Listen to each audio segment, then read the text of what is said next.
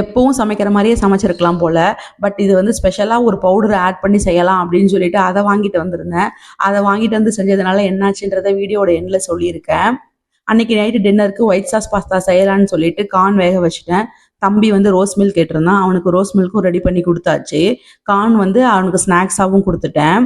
எனக்கு சைடில் ஒரு கப் காஃபியும் போட்டு குடிச்சிட்டு நைட் டின்னர் ஒர்க் ஸ்டார்ட் பண்ணிட்டேன். தம்பி ரோஸ் மில்க் குடிக்கும் போது பாப்பா பார்த்தீங்கன்னா எனக்கும் வேணும்னு சொல்லி ராவடி பண்ணிட்டு இருந்தா. கார்ன் வெந்ததும் எடுத்து வச்சுட்டு அதே குக்கரில் வந்து பாஸ்தாவையும் வேக போட்டுட்டு 2 ட்ராப் ஆயில், உப்பு இது எல்லாத்தையும் போட்டு வேக வச்சிட்டேன். சைடில் வந்து தேவையான வெஜிடபிள்ஸு, வெங்காயம், பூண்டு, கேப்சிகம் எல்லாத்தையும் கட் பண்ணி எடுத்து வச்சிட்டேன்.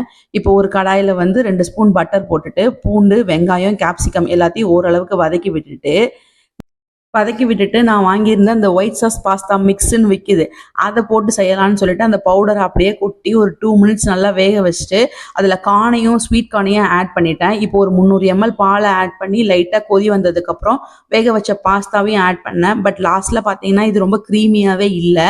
நம்ம ஜென்ரலாக எப்பவும் பண்ணுற மாதிரியே பண்ணியிருக்கலாம். இந்த பவுடர் எதுக்குடா போட்டோன்னு ஆயிடுச்சு. க்ரீமியாகவும் வரல, எதுவுமே வரல. அதில் கொடுத்துருக்க இன்ஸ்ட்ரக்ஷன் படி தான் ஆனால் செஞ்சுருந்தேன்.